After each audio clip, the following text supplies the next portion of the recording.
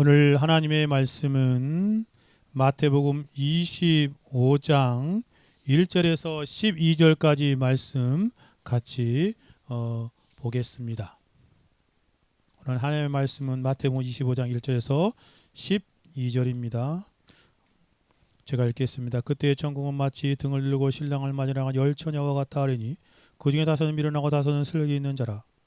미련한 자는 등을 가지되 기름을 가지지 아니하고 슬기 있는 자들은 그릇에 기름을 담아 등과 함께 가져갔더니 신랑이 더디어므로 다 졸며 잘세 밤중에 소리가 나되 보라 신랑이로다 맞으러 나오라매 이에 그 처녀들이 다 일어나 등을 준비할세 미련한 자들이 슬기 있는 자들에게 이르되 우리 등불이 꺼져가니 너희 기름을 좀 나눠달라 하거늘 슬기 있는 자들이 대답하여 이르되 우리와 너희와 쓰기에 다 부족할까노니 차라리 파는 자들에게 가서 너희 쓸 것을 사라 하니 그들이 살아간 사이 신랑이 오므로 준비하였던 자들은 함께 혼인잔치에 들어가고 문은 닫힌지라. 그 후에 남은 처녀들이 와서 이르되 주여 주여 우리에게 열어주소서. 대답하여 이르되 진실로 너에게 이르노니 내가 너희를 알지 못하노라 하였느니라. 같이 읽겠습니다. 그런즉 깨어있으라 너희는 그날과 그때를 알지 못하느니라. 아멘. 기도하고 하나님 말씀 듣겠습니다. 아버지 하나님 감사합니다. 오늘도 복된 주일을 허락하여 주셔서 주님의 날을 구별하여 주님께 예배함의 영광 돌리게 하신 하나님의 은총을 송축하며 찬송합니다. 만왕의 왕이시요 만주의 주이시며 창조주이실 뿐만 아니라 우리를 죄와 사망에서 구원하신 구속주이신 삼일체 하나님 앞에 예배할 수 있도록 은혜를 주시니 복된 날을 구별하여 우리 가운데 허락하여 주시고 우리도 거룩하게 구별하여 하나님께 예배드리는 날로 삼게 하신 하나님을 송축하며 찬송합니다. 아버지 이 시간 오직 삼일체 하나님만 홀로 영광받는 복된 은혜 자리가 되어지게 하옵소서. 특별히 이 시간 하나님의 주신 그 말씀을 우리가 읽고 그 말씀 안에 담겨있는 진리를 전하며 듣고자 합니다. 부족하고 약한 종이 하나님께서 깨닫게 하신 이 진리를 전하올 때에 성령의 말하게 하심을 따라 하나님의 올곧은 진리의 말씀을 가감시 능력으로 자유한 가운데 잘 전달하게 하시고 한마디도 땅에 떨어지지 아니하며 우리의 마음에 잘 박힌 모처럼 잘 새겨져서 하나님의 진리의 말씀으로 말미암아 혼탁한 이 시대 또 이번 네 번째 주간을 하나님의 영광을 살아갈 수 있게 부족함이 없도록 도우시며 역사하여 주옵소서. 이 시간도 함께 하신 하나님을 송축합니다. 한없이 연약하고 부족한 종 모든 연약함들은 하나님의 말씀과 복음 아래 감추시고 오직 하나님의 살았고 운동력 있는 좌우의 어떤 이한것보다 예리한 하나님의 능력의 말씀으로 우리 때 운행하시며 역사하시며 주관하여 주옵소서. 하나님께서 이 시간도 함께 하신 놀라운 은혜를 송축하며 우리 주 예수 그리스도의 이름으로 기도 올려드리옵나이다. 아멘. 특별히 오늘 25장의 첫 번째 비유인 열처녀의 비유에 대해서 같이 살펴보겠습니다. 깨어 주님을 맞이할 준비하는 삶에 대해서 생각해 보십시다. 교리진술 첫 번째 같이 한번 읽어볼까요? 예수님께서 열처녀의 비유를 통하여 슬기로운 다섯 처녀와 같이 주님을 맞이할 준비를 하고 있으라고 말씀하시고서 결론적으로 예수님이 오시는 날과 시는 알지 못하니 깨어 있으라라고 말씀하십니다. 정말 그렇습니다. 그냥 본문을 쭉 한번 서로 준비하는 삶을 살라라고 말합니다. 성도는 예수님의 재림의 나를 알지 못하기에 재림의 나를 알지 못하기에 항상 깨어서 주님을 맞이할 그런 준비하고 기다리는 삶을 살아야 한다라고 그렇게 말하고 있습니다. 정말 그렇습니다. 우리가 늘 깨어 있어야 한다라는 것입니다. 이 진리 같이 생각해 봅시다. 여러분 2026년도 정말 벌써 어느덧 1월 마지막 주에 이르렀네요. 그렇죠? 참 빠르죠.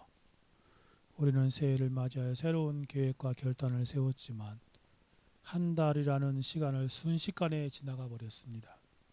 시간은 우리를 기다리지 않고 홀로 이렇게 달려가는 것 같습니다. 성경은 빠르게 지나가는 새해를 살고 있는 성도들에게 단순히 올해는 더 잘 살아보자 라고 말하지 않습니다. 성경은 우리에게 훨씬 더 근본적인 질문을 던지죠.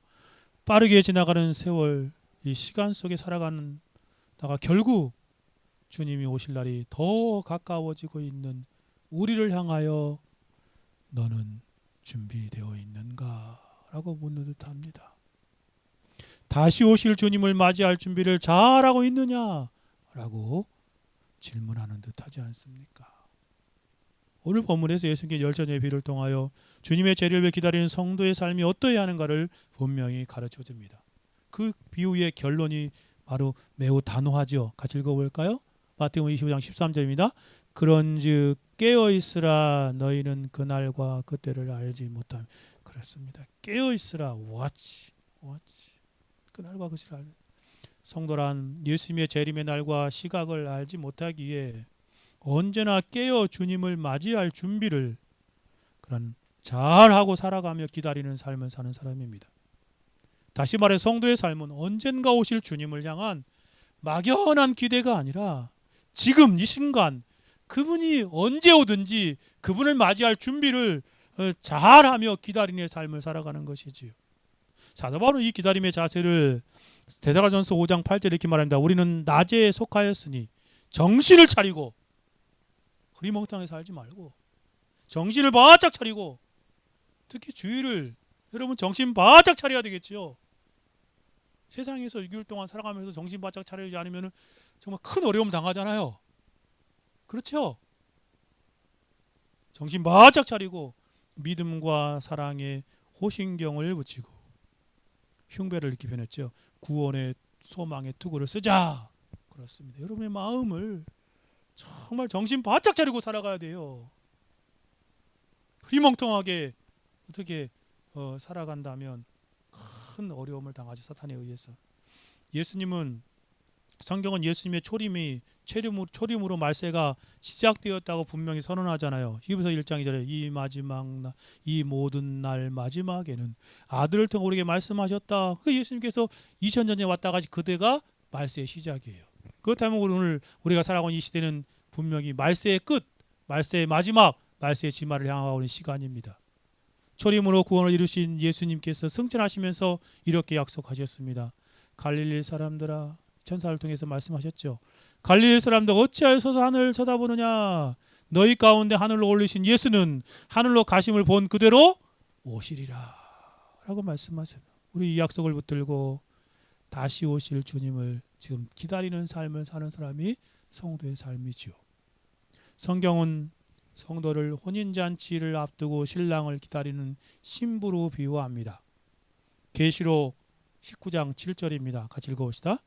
우리가 즐거워하고 크게 기뻐하며 그에게 영광을 돌리세. 어린 양의 혼인기약이 이르렀고 그의 아내가 자신을 준비하였음. 주님이 다시 오시면 우리는 신랑 되신 주님과 정말 혼인잔치를 참여하는 그런 신부로 영혼을 살아가는 것입니다. 그렇다면 질문은 분명합니다. 주님의 신부로서 신랑 되신 예수 그리스도의 재림을 기다리는 신자는 어떠한 삶을 살아야 하는가? 예수님께서 열처녀의 비유를 통하여 주시는 대답은 단순하면서도 아주 예리합니다. 신랑이 오기 전에 미리 기름을 준비하고 깨어 있어야 한다라는 말입니다. 예수께서는 마태복음 24장에서도 말세의 징조를 말씀하면서 마지막 때를 살아가는 성도의 삶을 한마디로 깨어 있으라 라고 말씀하셨습니다. 그리고 준비하고 있으라 라고 말씀하셨습니다. 충성되고 지혜 있는 종의 비유를 통해서 들려주셨죠. 그리고 제25장에서 세 가지 비유를 말씀하신 어떤 비유죠? 10달량의 비유라고 그러죠. 열처녀의 비유, 달란트의 비유, 또 하나는 뭐예요? 양과 염소의 비유. 이게 깨어있는 삶 그리고 준비하는 삶의 그런 비유입니다. 재림을 기다리는 성도의 자세를 더욱 구체적으로 가르쳐 줍니다. 그 첫 번째 비유가 오늘 우리가 읽은 본문입니다. 열 처녀의 비유. 겉으로 보기에 슬기로운 다섯 처녀와 미련한 다섯 처녀는 큰 차이가 없어 보입니다. 모두 등을 들고 있었지요. 그리고 모두 신랑을 기다리고 있었습니다. 모두 잠들었습니다. 그러나 결정적인 차이가 하나 있었으니 슬기로운 다섯 처녀는 여분의 기름을 준비했지만 미련한 처녀들은 준비하지 않았습니다. 그 한 가지 차이로 인하여 어떤 이들은 혼인잔치에 들어가는 영광을 누렸지요. 슬기로운 다섯 처녀. 어떤 이들, 미련한 처녀들은 문 밖에서 영원한 멸망에 이르는 모습입니다. 예수님이 이 비유를 통하여 겉으로 보이는 신앙의 모습이 아니라 준비된 기다림이 참된 신앙과 믿음의 기준임을 분명히 드러내신 것입니다. 깨어있으라 그날과 그때는 너희가 알지 못함이라. 우리 이 말씀을 통해 새로운 한 해를 살아가는 우리 각자가 스스로 질문해 보아야 합니다. 나는 나의 신앙은 어떤 처녀의 모습인가? 슬기롭고 지혜로운 다섯 처녀와 같은 삶인가? 아니면 어리석고 미련한 다섯 처녀와 같은 삶인가? 나는 정말 준비된 마음으로 주님을 기다리는 삶을 살고 있는가? 아니면 준비되지 않는 그냥 막연하게 되겠지. 당연히 들어가는 거 아니야.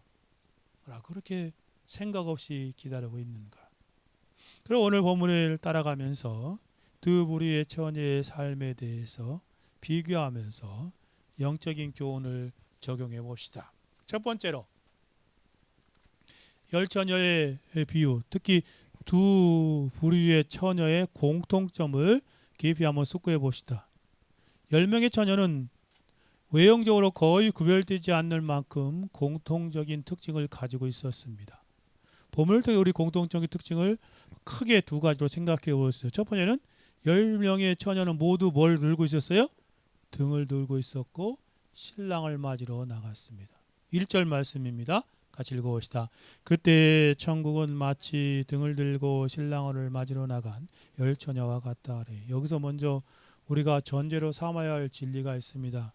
첫째는 10명의 처녀는 모두 교회 안에 있는 사람입니다. 교회 밖에 있는 사람들 말하는 거 아니에요. 교회 안에 있는 사람입니다. 두 번째는 그러나 10명의 처녀가 모두 참된 그리스도인이요 참된 신자요 성도는 아니라는 말입니다. 이 사실은 교회 안에 있는 우리 모두에게 매우 강한 영적 경각심을 줍니다. 여러분, 주님의 재림을 기다리는 10명의 처녀가 모두 참된 그리스도인이라고 생각하십니까? 그렇지 않습니다. 물론 일본 해석자들은 10명 모두가 교회에 있으므로 모두 구원을 받은 그리스도인이라고 주장합니다. 이게 복음주의자들의 주장이죠. 그러나 본문의 결론을 살펴보면 이러한 견해가 성립될 수 없음을 분명히 알 수 있습니다. 왜냐하면 11절 12절 때문에 그래요. 같이 한번 읽어볼까요? 그의 남은 처녀들이 와서 이르되 주여 주여 우리에게 열어주소서. 대답하여 이르되 진실로 너에게 이르노니 내가 너희를 알지 못하노라 라고 말씀하셨기 때문에 그렇습니다.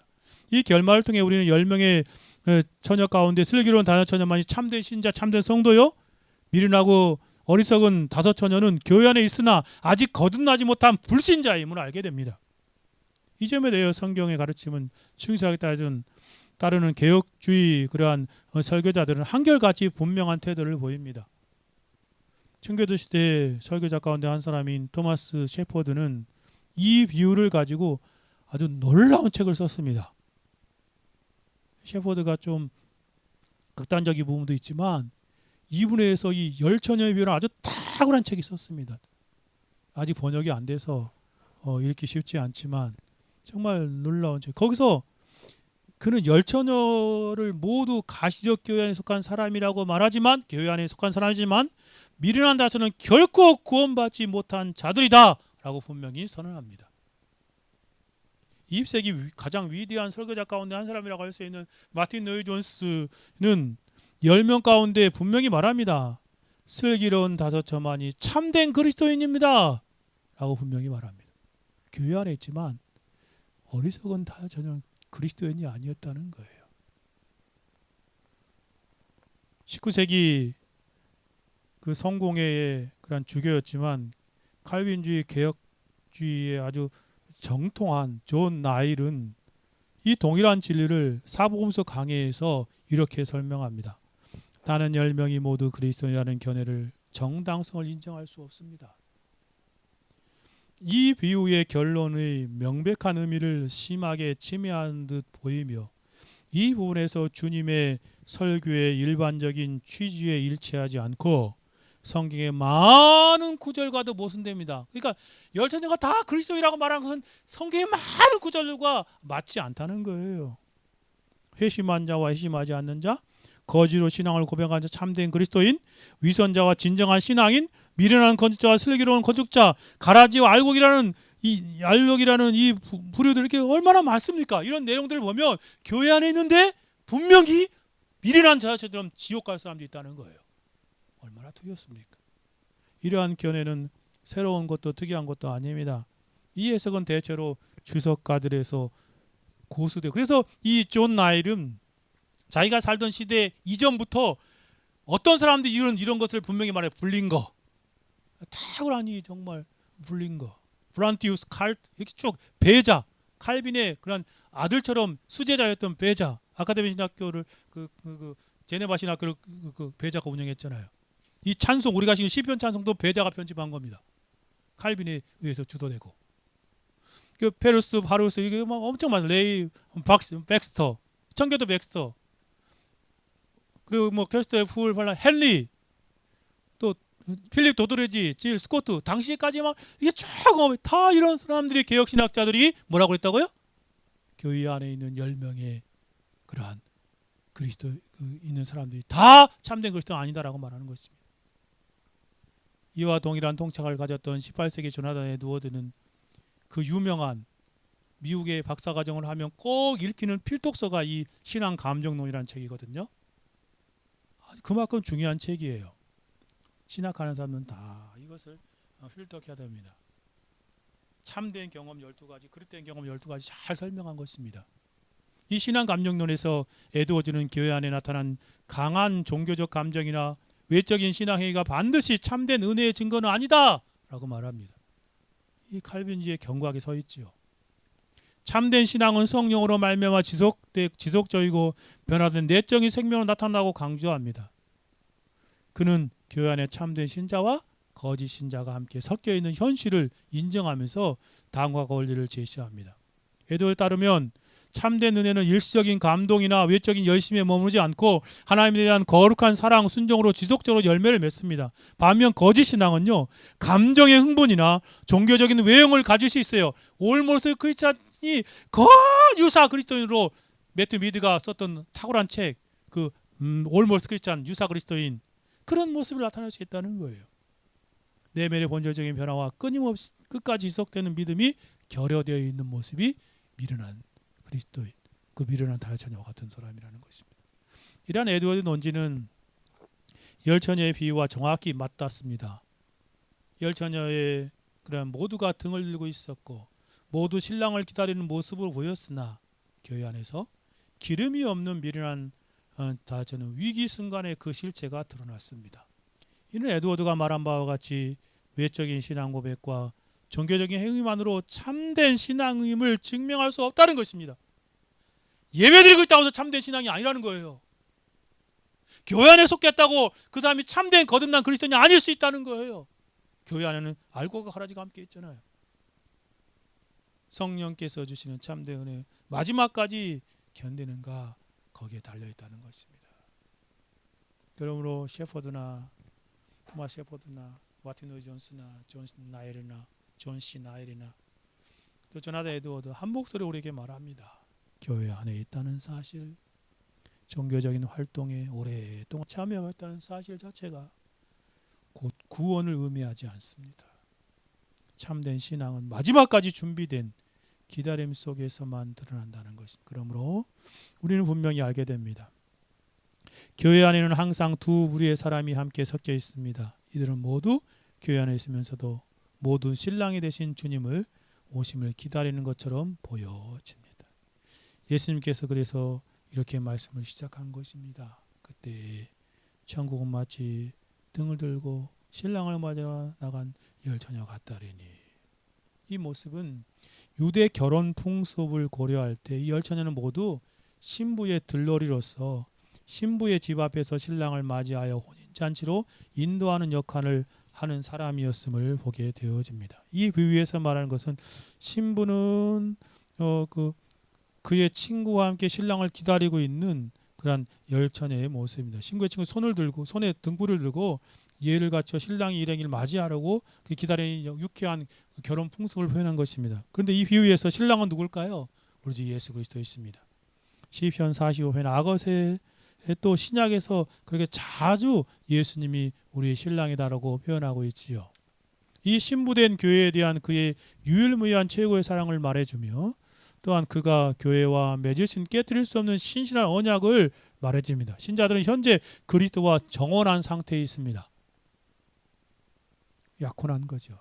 그러나 엄숙한 결혼 예식은 어린 양의 아내인 신부가 완전히 준비를 갖추게 되는 그날에 거행될 것이라고 계시록 19장에 잘 표현해. 그러므로 교회는 신랑으로 오실 예수를 기다리는 삶의 과정 가운데 있는 삶이다라고 말할 수 있습니다. 동시에 교회 안에 신자들도 주님과 정혼한 신부로서 약혼한 신부로서 신랑 되시는 주님을 기다리고 있습니다. 주님이 재림하시면 우리는 영광스러운 혼인잔치에 참여하게 되어질 것이죠. 호세아서 2장 18절, 19, 20절 같이 한번 읽어볼까요? 같이 읽어봅시다. 그날에 내가 그들을 위하여 들짐승과 공중의 새와 땅의 곤충과 더불어 언약을 맺으며 또 이 땅에서 활과 칼을 꺾어 전쟁을 어시하고 그들로 평안히 눕게 하리라. 내가 내게 장가들어 영원히 살되 공의와 정의와 은총과 긍휼이 여김으로 내가 장가들어 진실하심으로 내가 장가들리니 내가 여호와를 알리라. 이 예언된 말씀이죠. 그렇죠? 그날에 내가 내게 장가들 것이다. 계시록에 실제로 나타납니다. 계시록 19장 7절에서 9절입니다. 같이 읽어볼까요? 우리가 즐거워하고 그에게 기뻐하며 그에게 영광을 돌리세. 어린 양의 혼인 기약이 이르렀고 그의 아내가 자신을 준비하였으므로 천사가 내게 말하여 열하기를 기록하라. 어린 양의 혼인잔치에 청함을 받은 자들이 복이 있도다 하고 또 내게 이르되 이것이 하나님의 참되신 말씀이라 하고 마지막 때 혼인잔치가 있습니다. 우리는 정말 재림하시는 그리스도 신랑 되신 예수를 맞이하여 그분과 혼인잔치에 참여하여 참여하는 신부로서 그분을 맞이할 것입니다. 그러므로 교회는 지금 다시 오실 신랑 되신 예수 그리스도를 기다리는 과정 가운데 살아가고 있습니다. 다시 오실 예수 그리스도. 교회 성도들은 정혼한 신부로서 그리스도의 재림을 기다리고 있는 것입니다. 그러나 외형적으로 통일해 보니 이 기다림 속에 참된 신자와 거짓된 신자가 함께 뒤섞여 있다라는 말입니다. 두 번째 모습으로 가봅시다. 신랑이 더디움으로 열처녀는 모두 졸다가 신랑이 온다는 소리를 듣습니다. 또 하나의 공통점 열처녀 모두가 잠들었다는 것입니다. 주님 이렇게 말씀하 신랑이 5절에 신랑이 더디움으로 다 졸며 자세 10명이 다요. 이 말씀을 슬기로운 다시나 미련한 자세 구분이 없지요. 그들 모두가 동일한 연약함을 지닌 존재임을 드러냅니다. 신앙의 외형, 고백, 공동체 안의 위치와 활동이 어떠하든지 간에 인간은 모두 시간 앞에서 피곤해지고 긴장이 풀어지는 존재입니다. 이 장면에 대해 존 칼빈은 매우 신중하면서도 날카롭게 주석합니다. 칼빈은 이 잠듦을 신앙의 완전한 배도나 불순종으로 이해하지 않습니다. 오히려 이것은 성도들이 이 땅에서 살아가며 겪어드는 연약함, 일반적인 연약함. 우리 성도들 얼마나 연약해요. 그렇죠. 똑같이 살아가는데 정말 연약한 존재입니다. 진흙과 같은 존재이죠. 칼빈은 말합니다. 그들이 모두 잠들었다는 사실은 가장 깨어있는 자들조차도 육신의 연약함에서 완전히 자유롭지 않다는 것을 보여줍니다. 그러나 이 잠듦은 모두에게 동일한 결과는 낳지 않습니다. 즉 잠든 자체가 결정적인 차이가 아니라는 거예요. 잠에서 깨어날 때 무엇으로 준비되어 있는가가 참과 거짓을 가른다는 것입니다. 칼빈은 여기서 슬기로운 처녀들이 잠들었음에도 멸망하지 않는 이유를 그들이 이미 기름을 예비해 두었기 때문이라고 본문에 의지하여 설명합니다. 반대로 미련한 다섯 처녀들은 잠을 잤지만 깨어났을 때 아무것도 없었어요. 그 등불을 밝힐 만한 기름이 없었다는 거예요.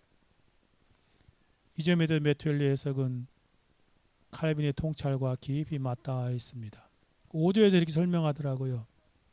신랑은 더디 왔습니다. 즉 그들이 기대했던 것만큼 빨리 오지 않았습니다. 그렇잖아요. 주님이 뭐 오겠다고 말해서 벌써 2000년이 지났어요. 더디 오고 있지요. 그리스도는 우리의 시간보다 더 지체되시죠. 그러나 하나님의 정하신 때 적당한 시간에 오실 것입니다. 두 번째로는 메테르가 말하는 것은 신랑이신 예수님의 지체하시는 동안 그분을 기다리는 자들은 점점 부주의하게 되고 급기야 그들이 기다리고 있다는 사실 자체도 잊고 마는 것이 이게 연약함이라는 것이죠. 다 졸며 잘세. 마치 그들은 예수님을 기다리는 것을 포기한 것처럼 졸며 잤던 것입니다. 그러므로 인자 올 때 믿음을 보겠느냐라고 말한 말씀이 옳지요. 그분이 오시는 것이 확실하다는 사실에 근거하여 그 일이 갑자기 이루어지는 것을 추측하는 자들도 그것이 자기들의 기대에 어긋나게 되면 그 지체하는 것에 근거하여 그 일이 불확실하다고 추측하기 쉬운 연약한 존재들입니다. 슬기로운 처녀들은 졸았고 미련한 처녀들은 잤다고 어떤 사람은 구분하고 있습니다. 어쨌든 그들은 모두 잘못되었습니다. 슬기로운 처녀들은 등불을 계속 켜두었지만 자신은 계속 깨어있지 않았습니다.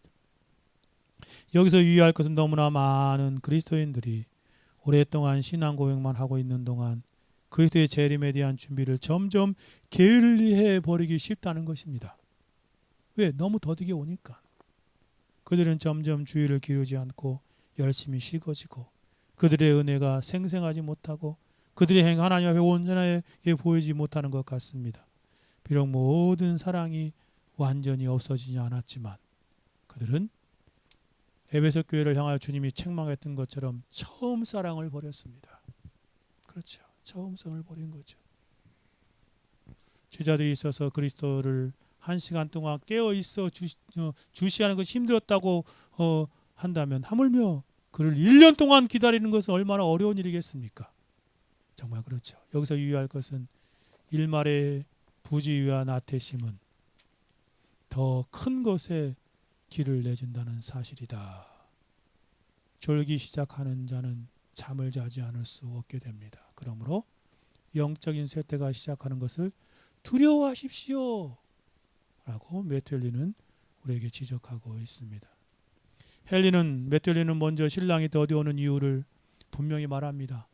하나님의 때에 하나님의 정하신 그 때, 그 주권적인 때가 있다는 거예요. 그 때의 경륜에 있다는 것입니다. 그리스도의 재림은 인간의 조급한 기대에 비추어 볼 때 지연되는 것처럼 더디게 오는 것처럼 보여지지만 하나님의 시간표 안에는 절대로 늦춰지지 않습니다. 하나님 정한 시간이 있거든요. 하박국 2장 3절에 말한 것, 이 묵시는 정한 때가 있나니. 그렇죠. 그 종말이 속히 이루겠고 결코 거짓되지 아니하리라. 비록 더딜지라도 기다리라. 지체되지 않고 반드시 응하리라. 우리는 그래서 주님 오신다고 하셨으니까 기다리는 것입니다. 반드시 응할 것, 이루어질 것입니다. 그리스도의 재림이 지연되는 동안 택함 받은 사람들이 다 불러 모아져야 하고 하나님의 오래 참으심이 온전히 드러나야 하며 성도들의 믿음과 인내가 시험받아야 합니다. 그러나 문제는 기다림의 시간 속에 있는 인간의 태도입니다. 신랑 되신 그분을 기다리는 사람들은 점점 방심하게 되고 마침내 기다리고 있다는 사실 자체를 잃어버리게 되는 것이 문제이지요.